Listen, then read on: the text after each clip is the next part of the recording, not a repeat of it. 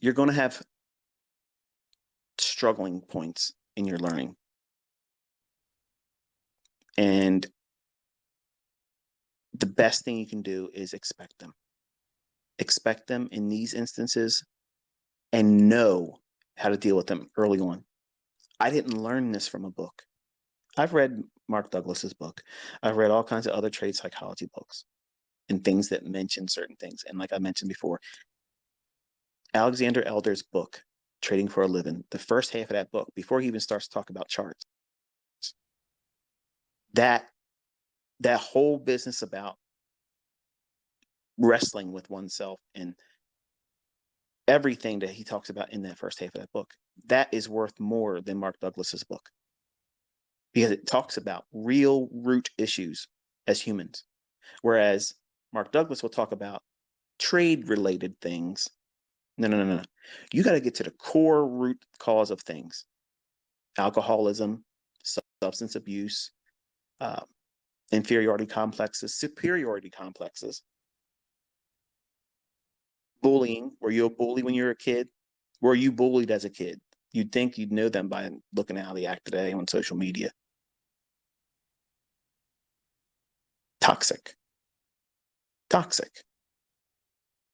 And you're trying to be a mentor, trying to run a business, and you're chatting to me, making memes and Photoshops.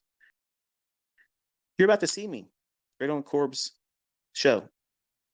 I'm slated to be with him on the 30th of January. I'm not sure if he does the same day broadcast or whatever, but you're going to find out. You're not going to see a bald fat guy. Nope, that's not who I am. But that's okay. Surprises galore in this year. But I want you to do well. I do want to see you do well. And I want you to understand that some of these problems that creep in, which are normal, they're opportunities for you to be excellent as a trader. Know exactly why you're doing something. Not, should I, shouldn't I? I'm afraid to make a decision. Fuck that. When it has to do with money, you're never wrong cutting the risk entirely. There's no shame in that. And anybody teaches you that that's a problem or you're a pussy. Oh, look at you. Look at you. You can't hold your trade. Oh, you don't know what you're doing. Huh? These people aren't making money. People that are making money aren't running around trolling other people about not making money. I'm making fucking money, folks. Okay. I'm in my own lane. I'm teaching people all over the place. Okay. I'm showing it. I'm proving it. I'm calling it. I'm executing it. I'm showing it. And these other people aren't showing shit. They're in drawdown. Consider your source. That's all I'm asking. Just be reasonable. If you want to learn, you want to do it the right way, I'm teaching you that. It's not always get me a trade entry. Show me the new magical voodoo technique of getting in there and doing something that nobody else does, because that's what everybody wants to do right now. They want my new magic trick and go rename it and make a course with it. When the better thing for you to learn is how to manage yourself. You're constantly in this state of chasing something when you're supposed to be spending the time this year diving into yourself. I did not understand how much of a impediment I was to my own success early on. I all the time looked at outward excuses. I blamed my first wife that she left me. I used that guilt. Oh, no wonder I couldn't make any money. She left me, and I'm distracted by that. That's bullshit. That was bullshit. Because every night when I was studying, I was motivated by thinking I'd win her back. So that wasn't it. It was just a perfect excuse. When I would blow my account, I would say, oh, well, it's because her. She's already with somebody else. She ain't seen me. I ain't slept with her. She didn't cheat on me again. That's a dead issue. But the human in me wanted to take the fault and place it on something else but me, and my inability to have enough experience to know what I should know. You learn this lesson if you're able to trade with real money long enough. When you get in those painted into a corner type scenarios, like you have nowhere to go and you feel like you're trapped when you're not, just get out of the trade, close it.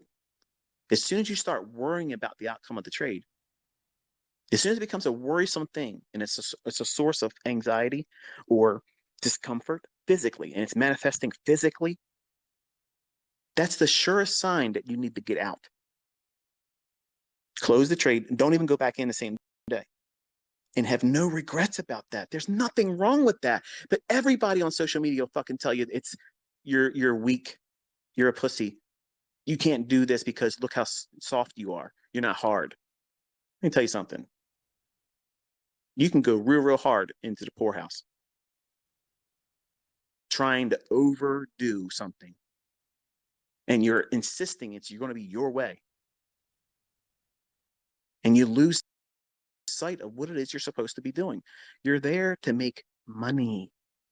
You're not there to win friends and influence people. When you look at social media, that's what trading is. Get more followers, get more likes, get worshipped. He's got more comments in the section of his videos than I do. He's got more followers than me.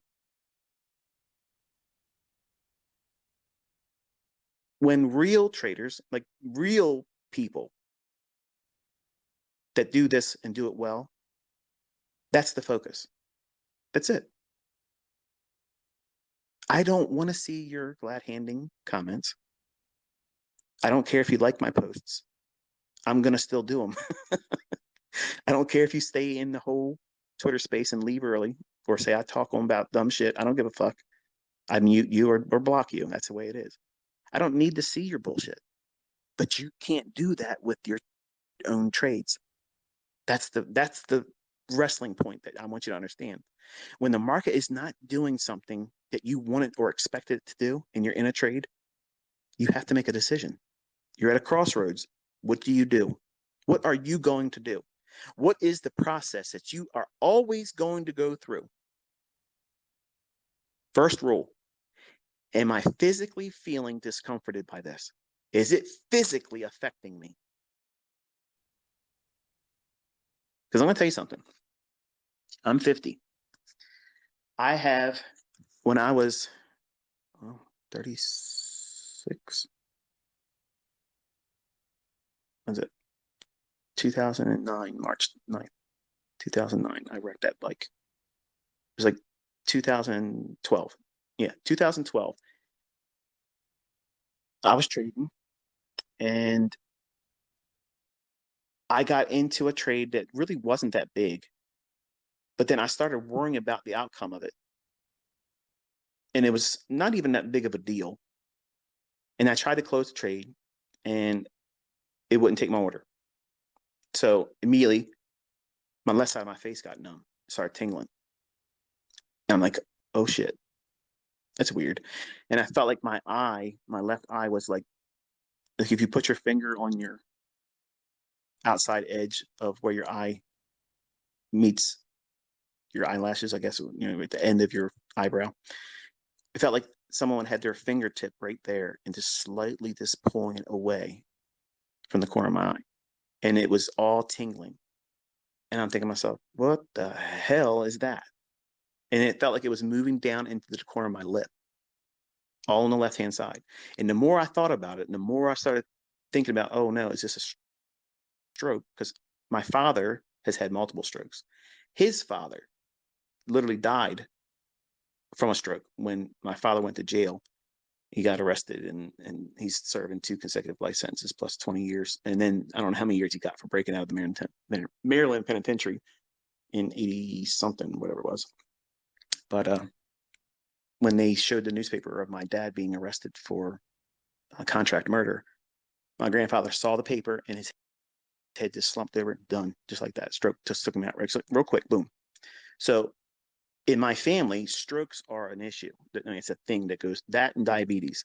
So my first thought was, am I having a stroke? And what triggered it was something unexpected. I couldn't get out of the trade.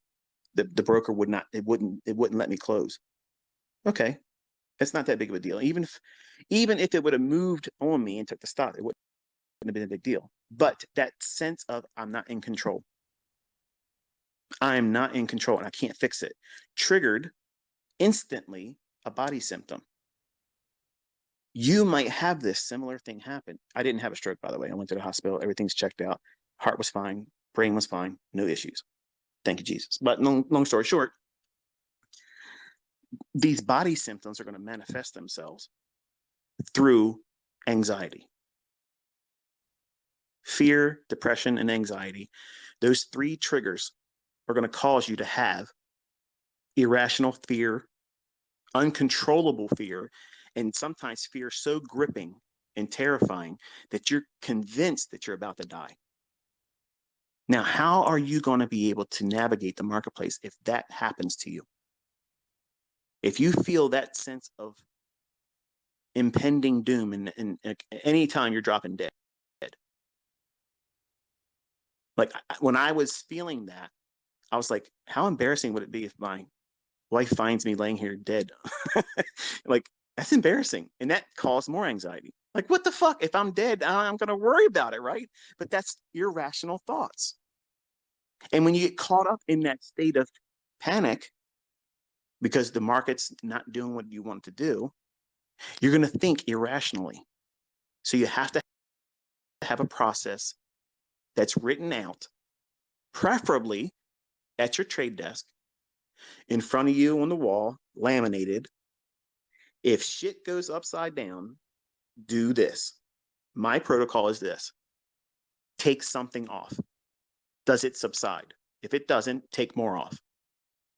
If it doesn't work, take it down to the smallest position size, which is what I did today.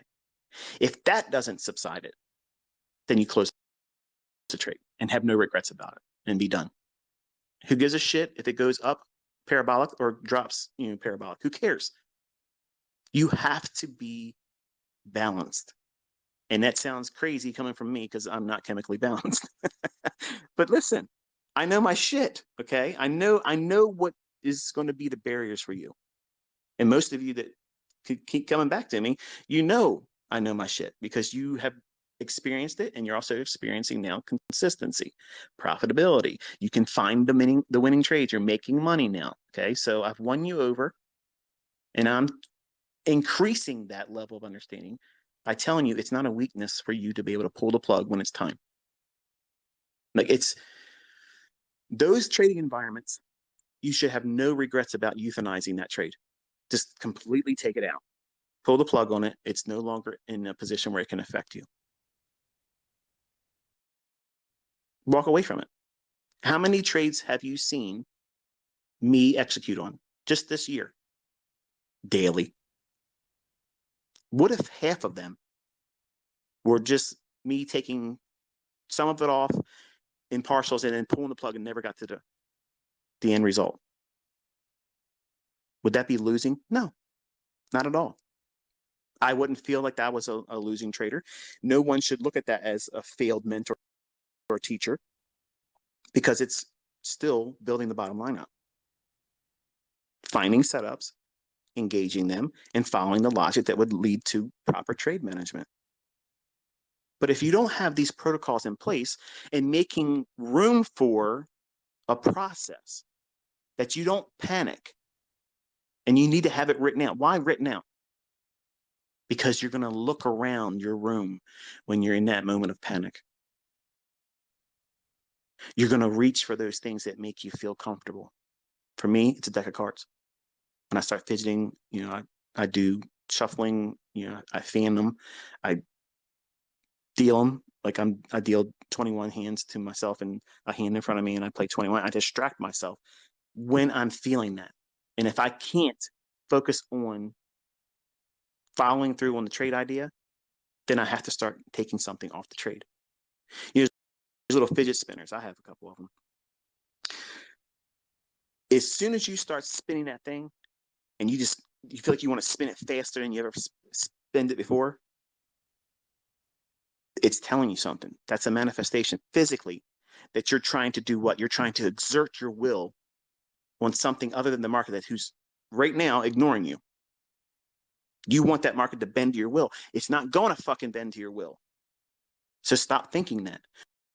You must bend to its will. And everybody on social media is trying to communicate that they don't ever have that problem. And that is horse shit. That's bullshit. That's why you do not see them consistently. That's why you see them hiding shit, deleting their streams when they lose, not updating their MyFX book. That shit is showing you that they're wrestling with things. They're wrestling with things just like you, just like me, because trading is mental chess with yourself. And it gets back to like the question I asked on, I can't remember what the SoundCloud. Is it SoundCloud? No, I'm wondering if I even said that right. I did these like, are you deserving? That whole presentation I gave about that. Are you in a position where you feel like you deserve to be successful? Because much like an abusive relationship does to the abused, they feel like they don't deserve anything but the abuse after they've been abused over and over again.